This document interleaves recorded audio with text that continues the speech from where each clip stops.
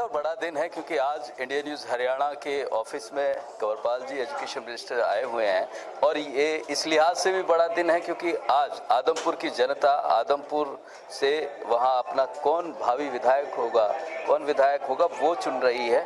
तो एक बड़ा दिन कई लिहाज में है। सर, किस तरह से देखते हैं? एक तो पहला, क्योंकि हमारा जिस तरह से आप देख सकते हैं ये हमारे ऑफिस है और हम खबरें यहाँ बनाते हैं, लिखते हैं, उसके बाद ये किस तरह से ऑन एयर है वो मैं आपको दिखाऊंगा। लेकिन पहली प्रतिक्रिया आपसे जानना चाहेंगे कि आदमपुर की जनता को पहला मैसेज क्या देंगे, क्योंकि आज वोट का दिन है। सबसे बड़ी तो मैं समझता हूँ अच्छी बात यह है कि कुलदीप जी ने पहले कांग्रेस के चुनाव चिन्ह पे चुनाव लड़ा था और उससे जीते थे।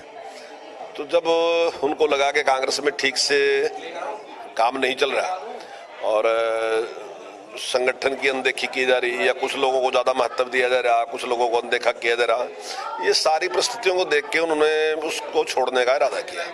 और जब उन्होंने उसको छोड़ने का फैसला किया तो उन्होंने नैतिक आधार भी किया कि तुरंत ही रिजाइन भी कर दिया। मैं समझता हूँ कि ये आदर्श स्थिति है। किसी भी सांसद को, किसी विधायक को अगर पार्टी छोड़नी है तो इसी प्रकार से उसको बिना किसी वाद विवाद के इस प्रकार से छोड़ के दोबारा जनता के बीच में जाना चाहिए। आमतौर पे आप देखते हैं कि जिन लोगों को जो पार्टी छोड़ना चाहते हैं तो उसके बाद वो पार्टी के खिलाफ बोलना, लीडरों के खिलाफ बोलना, इस प्रकार का माहौल पैदा करते हैं।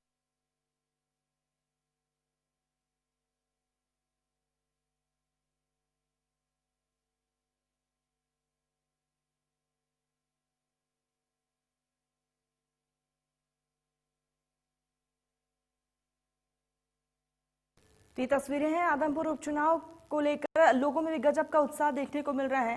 लोग भी काफी ज्यादा उत्साहित नजर आ रहे हैं। लोग अपने मताधिकार का इस्तेमाल करते हुए भी दिखाई दे रहे हैं। सुरक्षा के लिहाज से अगर बात कर ली जाए तो चौपे चौपे पर तैनाती की गई है और सुरक्षा बलों को तैनात किया गया है। ये तस्वीरें देखिए, पोलिंग बूथ की तस्वीरें हैं। सरकार है वहाँ डेवलपमेंट होगी, जहाँ सरकार नहीं है, मान लीजिए जो मुख्यमंत्री जहाँ है वहाँ डेवलपमेंट होगी, जहाँ मुख्यमंत्री नहीं है तो वहाँ डेवलपमेंट का कोई मतलब ही खत्म हो गया था। ऐसे ही रोजगार के मामले में भी हो गया था कि कुछ खास लोगों को रोजगार मिलेगा, बाकी के लिए रोजगार नहीं है। ऐसा आम आदमी के दिमाग में बैठ गई थी ये बात पूरी तरह से और आम बातचीत में करते थे।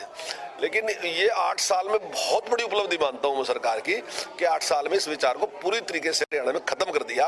और आज हरियाणा में एक व्यक्ति भी नहीं, हमारा विरोधी भी नहीं है जो ये कहे कि भाई सरकार पक्षपात करेगी या डेवलपमेंट में या रोजगार में।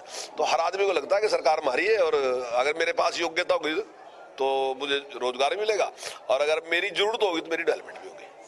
अच्छा, दूसरा ये है कि अमूमन क्योंकि मतदान उपचुनाव में अच्छा खासा हो जाता है, लेकिन फिर भी आप क्या अपील करना चाहेंगे यहाँ के लोगों से कि ज़्यादा से ज़्यादा घरों से निकलें? देखिए, ये तो मैं जनता से अपील करूँगा कि सभी लोग मतदान करें, क्योंकि ये आपका फैसला है कि कौन व्यक्ति आपका विधायक हो और फिर जाके वो सरकार में आपकी बात रखे। तो जहाँ विधायक की जिम्मेदारी है कि आपकी हर समस्या को वहाँ उठाए, तो वहाँ मेरी भी जिम्मेदारी है कि मैं अपना वोट पोल करूँ। तो सभी को वोट पोल करना ही चाहिए। एक और चीज़ लगातार, क्योंकि विपक्ष की बात ये हुई कि सरकार ने पिछले 8 साल में आप उपलब्धियां गिनाते रहे और वो कहते रहे कि 8 साल में प्रदेश को, चाहे वो कर्ज में डुबोने की बात है, पीछे ले जाने की बात है, वो बीजेपी सरकार ने कोई कमी नहीं छोड़ी है। तो आदमपुर की जनता भी इन बात का ध्यान रखे। देखिए, विपक्ष तो यही कहेगा। अब विपक्ष ये थोड़ी कहेगा कि साहब सरकार ने कमाल कर दिया, सरकार ने किसी के साथ भेदभाव नहीं किया। वो तो इसी प्रकार से कहेगा ना जी, वो तो इस प्रकार के झूठ बोलते ही रहेगा। लेकिन जिस प्रकार से विकास के काम हुए, जहाँ कर्ज की बात है, स्वाभाविक है, मैं मानता हूँ इस बात को कि कर्ज पहले के मुकाबले में बढ़ा है, लेकिन हमारा बजट भी तो बढ़ा है। अब जहां पिछली सरकार के टाइम में 60,000 करोड़ का बजट होता था, अब 1,72,000 करोड़ का बजट है। अब 1,72,000 करोड़ का बजट है तो निश्चित तौर से कर्ज भी बढ़ेंगे। लेकिन अगर कर्ज लेकर आप इंफ्रास्ट्रक्चर खड़ा करते हैं जिससे विकास होगा, तो स्वाभाविक ही है कि वो कर्ज अच्छा है। अगर मैं कर्ज लेके शादी करता हूँ या कर्ज लेके मकान बनाता हूँ तो निश्चित तौर से मैं सत्यानाश की तरफ जा रहा। लेकिन अगर मैं कर्ज लेके कोई काम शुरू करता हूँ, बिजनेस शुरू करता हूँ, डेवलपमेंट की तरफ जाता हूँ, तो निश्चित तौर से मैं विकास की तरफ जा रहा। अब आज जितने और लोग भी हैं उनको भी देखो, अगर वो कर्ज लेके बिजनेस में है तो आगे बढ़ रहे हैं, इंडस्ट्रियलिस्ट है, कोई भी है। तो प्रदेश का भी उनके सोर्स भी तो बढ़ाए जाते हैं। सरकार का एनसीआर का इतना बड़ा एरिया हरियाणा के पास है, इतनी सारी चीजें हैं, गुड़गांव, फरीदाबाद जैसे शहर। बिल्कुल सही। नहीं, इनकम के सोर्स बढ़े तभी तो 1,72,000 करोड़ का बजट आया ना जी। पहले 60,000 का हजार करोड़ का बजट था, अब 1,72,000 करोड़ का बजट है। अब की बार जो नया बजट आएगा वो अभी देखो मैं समझ तो कितना होगा, तो लेकिन अगर हम 1,72,000 करोड़ का बजट लेके आए तो उसका मतलब आमदनी बढ़ी तभी तो लेके आए ना जी।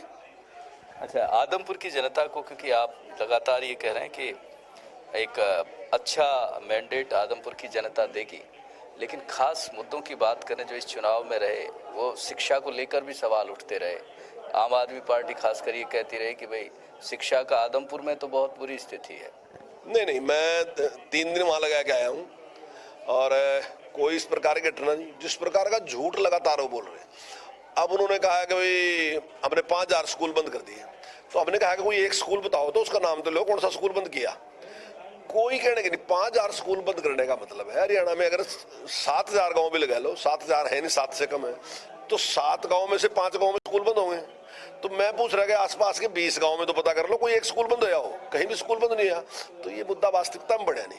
लेकिन मुझे अफसोस इस बात का है कि चौधरी भूपेंद्र सिंह हुड्डा ने वही बात कह दी जो वो कह रहे थे। इस प्रकार का कुछ नहीं। मर्ज करने का मतलब स्कूल बंद करना नहीं है। मर्ज करने का मतलब था एक ही कैंपस में जो स्कूल है उनके हेड टीचर अलग अलग होते थे, हमने उन हेड टीचरों को अलग अलग की बजाय एक हेड टीचर कर दिया। अगर 10वीं तक का स्कूल है तो जो 10वीं का हेड होगा वही 5वीं और 8वीं का भी हेड होगा। यदि सीनियर सेकेंडरी स्कूल होगा तो उसका जो प्रिंसिपल होगा तो वो सारे स्कूलों का प्रिंसिपल वही होगा, सबको उसी के अंडर काम करना पड़ेगा। हमने केवल इतना परिवर्तन किया। तो शिक्षा मंत्री जी का ये लगातार कहना है कि जिस तरह के आरोप विपक्ष लगाता है शिक्षा की स्थिति को लेकर वो निराधार है। और दूसरी बड़ी चीज उन्होंने कही है कि आदमपुर की जनता से ये अपील किया कि ज्यादा से ज्यादा घरों से निकलें और अपने मतों का प्रयोग करें, क्योंकि वो नुमाइंदा आपकी आवाज विधानसभा में भी उठाएगा और सरकार में जिस तरह से आदमपुर का पक्ष है वो भी जाएगा।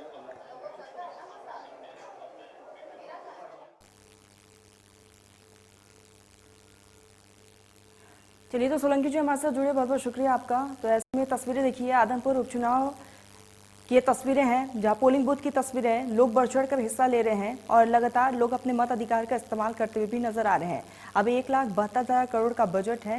यहाँ पर जिस तरीके से तस्वीरें दिखा रहे हैं